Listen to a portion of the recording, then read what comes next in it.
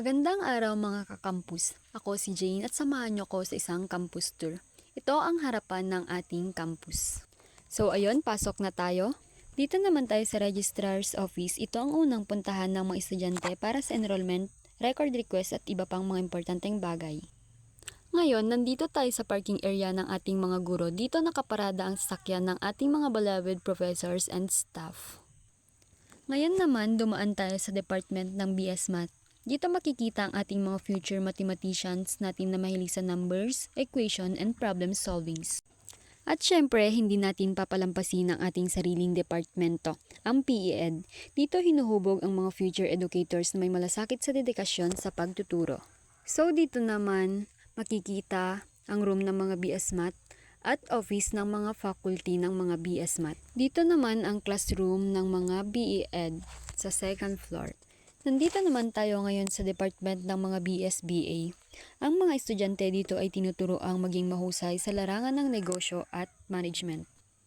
Ito naman ang Civil Engineering Department kung saan hinuhubog ang mga future engineers na magtayo ng mga matitibay at maaayos na gusali, tulay at iba pang infrastructures sa hinaharap.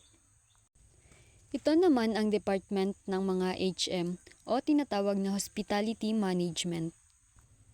At ito naman ang Midwifery Department kung saan hinuhubog ang mga future midwives upang magbigay ng tamang pangangalaga sa mga ina at sanggol.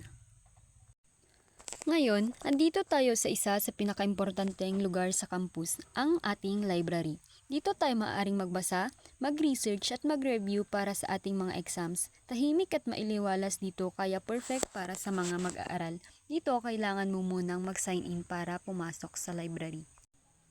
Ito naman ang department ng BSCS o Computer Science. Ang mga estudyante dito ay tinuturuang mag-code, mag-develop ng software at mag-explore ng technology. At sa side nito makikita ang department ng mga BS Cream. At syempre, hindi pwedeng mawala ang paborito nating tambayan, ang kantin. Dito tayo kumakain, nagre-relax at minsan nagro-group study habang kumakain ng paborito nating mga pagkain. At syempre, para sa ating kalusugan at first aid needs, nandito ang ating school clinic.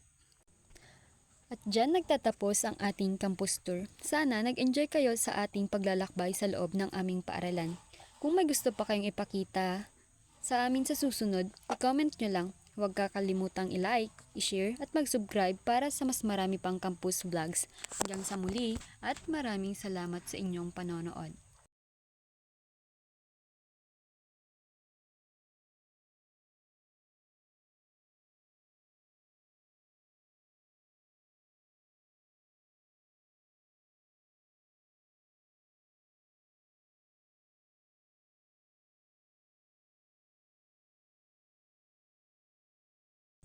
So ayan, kung makikita nyo dyan ang isang department ng mga BS Cream and then ComSci.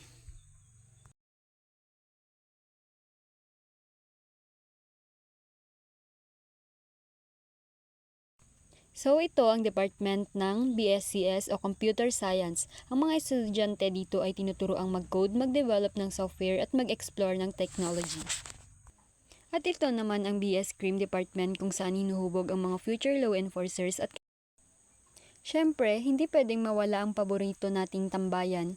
Ang kantin, dito tayo kumakain, nagre-relax at minsan nag-group study habang kumakain ng paborito nating mga pagkain.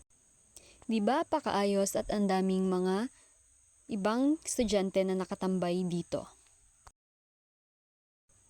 At syempre, para sa ating kalusugan at first aid needs, nandito ang ating school clinic. Dito tayo pwedeng pumunta kapag may nararamdaman tayong sakit o kung kailangan. At dyan nagtatapos ang ating campus tour. Sana nag-enjoy kayo sa ating paglalakbay sa loob ng ating paaralan.